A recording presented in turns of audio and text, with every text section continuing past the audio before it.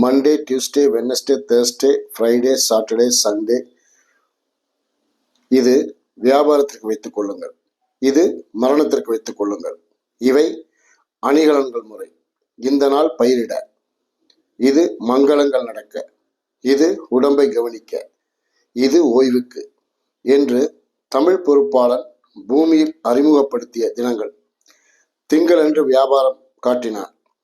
பண்டமாற்று முறை, இறப்பும் உண்டு முதுமையும் உண்டு என்று அடுத்த நாளில் காட்டினான். உடம்புகளில் பாசிகளை தொங்கவிடலாம், உலோகங்களை பூட்டலாம் என்று புதனை அறிமுகப்படுத்தினான். இப்படி பயிரிடு.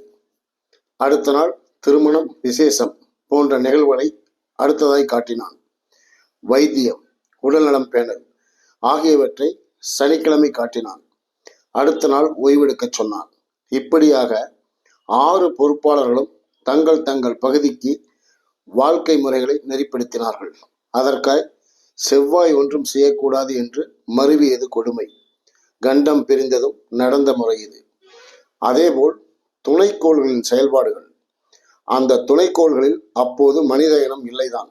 நிலவு பொதுவாக ஒவ்வொரு மாலிற்கும் 2, 1, 3 என்று துணைக்கோள்களை அனுப்பும். இவை துணைக்கோள்கள் என்பதை விட மால்களின் இரவு விளக்கு, நைட் லேம்ப் என்றே சொல்லலாம்.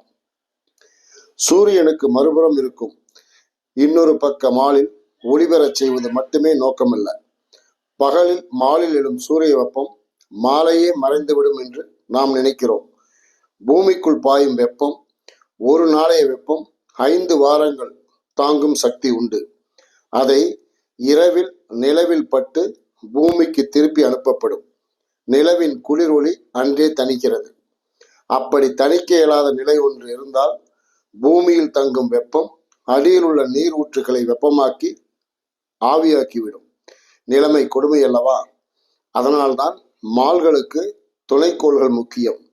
அதேபோல் இந்த துணைக்கோள்களில் பூமி போல் 12 குழுக்கள், 14 குழுக்கள், 10 குழுக்கள் தாங்காது.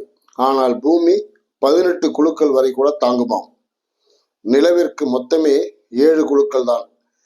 இதற்கு ஆறப்போடும் நாட்களும் வருடங்களும் பூமிக்கு தேவையானது போல் 2 மடங்கு தேவைப்படுகிறது. இதனால் பூமியில் 3 உழுக்களுக்கு ஒரு முறை கூட அங்கு மனிதர்கள் வாழ ஏற்பாடு செய்கிறோம். அடுத்து பூமி உழுக்கள் எப்படி நமக்கு இறுதியோ அங்கும் மனித இனம் ஏற்படும். ஆனால் இம்முறை அங்கு வேறு கியாவின் மனித உருவங்கள் அளிக்கப்படலாம்.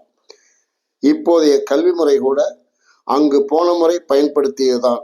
அதைவிட அங்கு விஞ்ஞானம் எந்த அளவு முன்னேறி இருந்தது என்றால், மனிதன் தேவையான காலம் வரை தன் ஆன்மாவை தூங்கச் செய்தான்.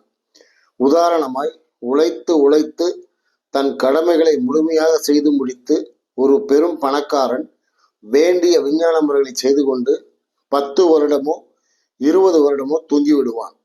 ஆனால் தூங்கும் அந்த வருடங்களில் அவன் முற்று பெறுகிறான் என்றால் அவன் இறந்தும் கிடப்பான். நமக்கு இது தேவையா? அதற்காக மிகவும் வயது வந்தவர்கள் 2 வருடம் 1 வருடம் என குறைத்துக் கொள்வார்கள். நிறைவேறா ஆசையுள்ள இளைஞர்கள், இளம் பெண்கள் நீண்ட வருடங்கள் தூங்குவார்கள்.